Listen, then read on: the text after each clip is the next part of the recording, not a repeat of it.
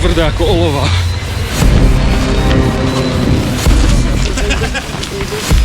Už meliem z posledného. Ja už vidím cieľ. Čaute. Ahojte. Tak, my sa nachádzame v Karlových Varoch na ikonickom mieste, ktoré určite poznáte z filmu Vrchní prchni a ideme si zobrať momentálne číslo štartovné na polmaratón, ktorý bude môj úplne prvý súťažný v živote. Kika už bežala viacej, aj maratónov. 2 maratóny.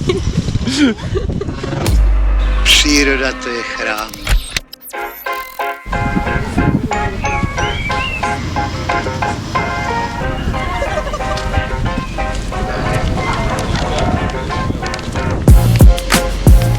Ale prosím tě. Ano, a víte, číslo? 302. Prosím vás nějaký doklad, protože jste nezaměstný, tak budeme.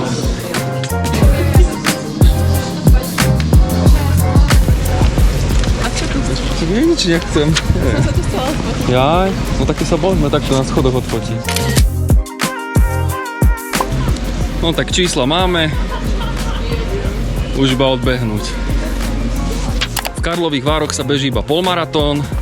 Tráť vedie cez historické centrum, takže sa veľmi tešíme. Vyzerá to veľmi pestro a pekne. Aj popri tých najvýznamnejších pamiatkách sa pôjde. Takže dúfame, že sa budeme dobre cítiť. Dneska sa musíme dobre stravovať, veľa sacharidov a doslova prebytok sacharidov potrebujeme, aby sme zajtra mohli podať optimálny výkon. Pozeráme menu stredovekej reštaurácie. Niečo ťa zaujalo? Zatiaľ ani nie. Kurací prse, zelenina v omáčce, z lesního ovoce, menu Karla IV. To neverím, že toto je to Karol IV.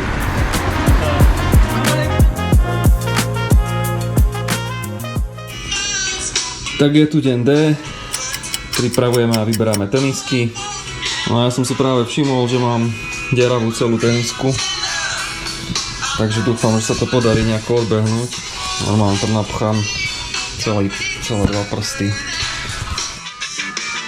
Pripravujeme čísla na štartovné dresy. Počasie máme dneska krásne, tak dúfame, že sa bude aj fajn bežať. No a ide sa na štart. Oblečené, pocity sú zmiešané, neviem ako budem vládať, ale tak poďme to vyskúšať a uvidíme. Rozklus pred behom a o 20 minút ideme na to. Máme 15 minút do štartu a mrzí nás jedna vec, že Kika dneska nebude môcť ísť, lebo sa jej zhoršil zdravotný stav. A je to asi takto rozumnejšie. Tak mrzí ma to, že nemôžem štartovať, lebo je tu skvelá atmosféra. Aj počasie sa trošku zlepšilo a budem držať teda Miňovi palce aj všetkým ostatným bežcom na trati. Dúfala som v zázrak, že sa od pondelka do soboty vyliečím, ale nepodarilo sa. Jo, štartované! Začíname!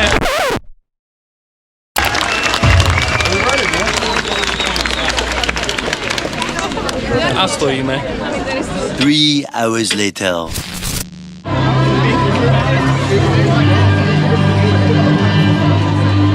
Six hours later.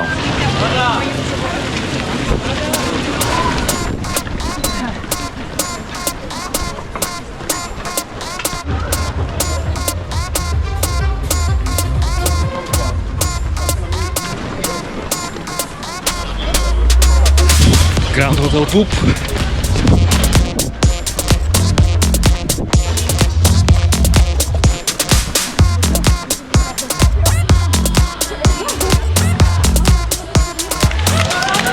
Skoro 5 kilometrov. Prichádzame opäť do centra Karlových Varov. Tempo 6:45.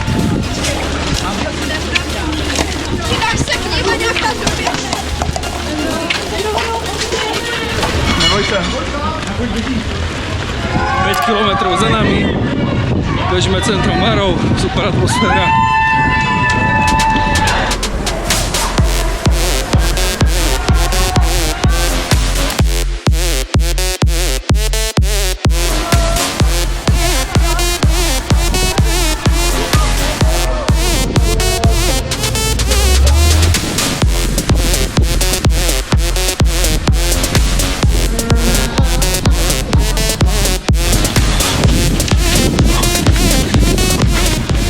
dobieham cik pauzu. Ale vyzerá, že som ich dobehol 8,5 kilometra.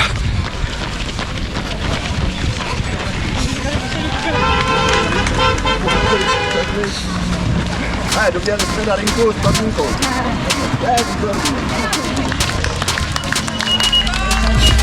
10. kilometr.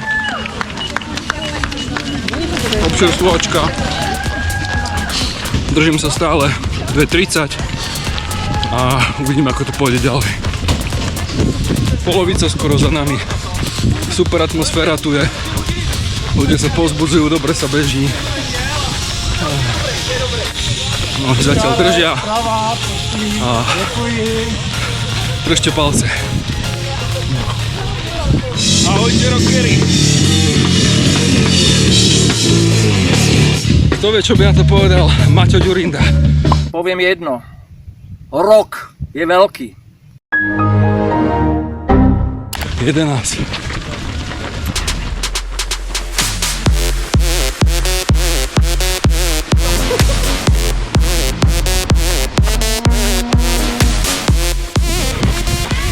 Kilometr. Už iba 9. Ty! Tady máš vodu, tady!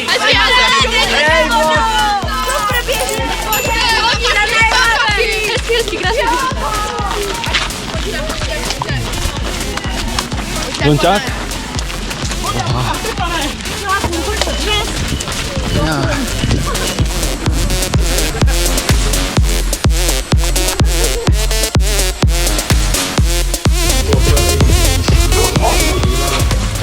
Kilometr. Zatiaľ ideme v skvelom tempe. Ešte 6, 7.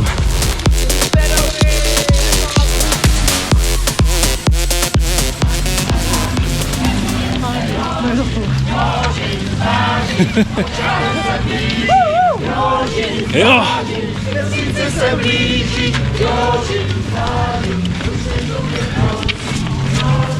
Máme 15. kilometr, do cieľa už iba 6 a ideme si naše tempíčko o 2:30.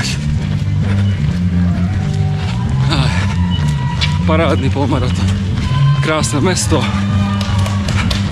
ovlažovače, ľudia povzbudzujú, beží sa super.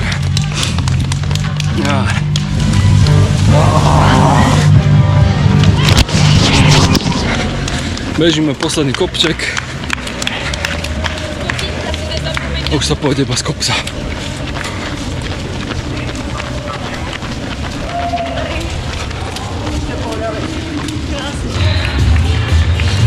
Kika, na budúce ideme spolu. Aj keby čo bolo.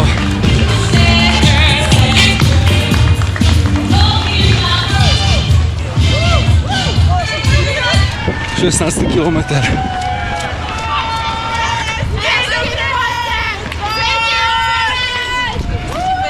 Ľúbim ťa. Super. Skoro 17. kilometr. Už cítim klby, kolena, ale pľúca idú v pohode zatiaľ. A všade je hudba.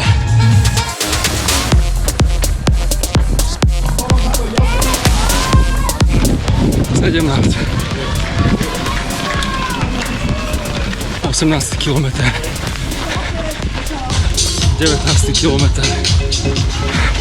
Už si necítim nohy.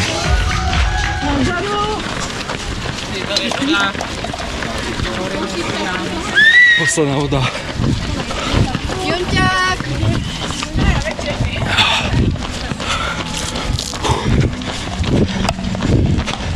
Posledné 2 kiláky, ale celý čas myslím na to, že som to chcel odbehnúť s Kikou a že to odbehneme najbližšie spolu. Pred rokom sa to nepodarilo mne, tento rok ochorela ona, ale je to pre mňa obrovská podpora. Je to výzva a už meliem z posledného. 20. kilometr a ešte kilometr. Bože, dobrý.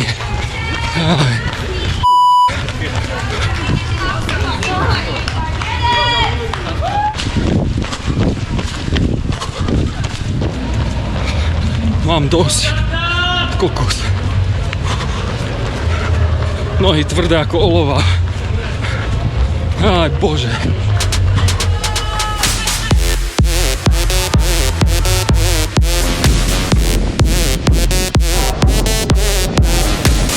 Cieľová rovinka. Bože môj. Konečne, krásny. Ja už vidím cieľ. Tak toto bola iná makačka. Kurík šopa. 21.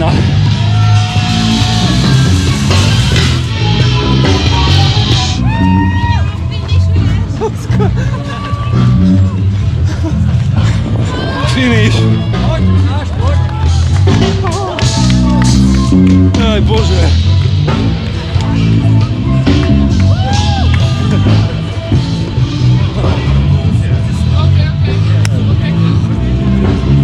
Ach, bože.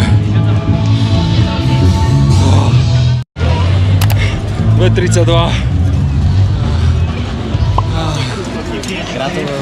Ďakujem pekne.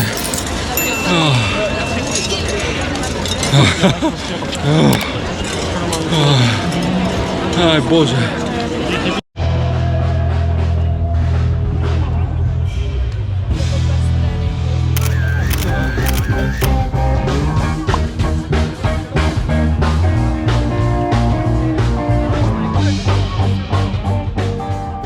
Tak čaute, my máme už deň po odbehnutí polmaratónu.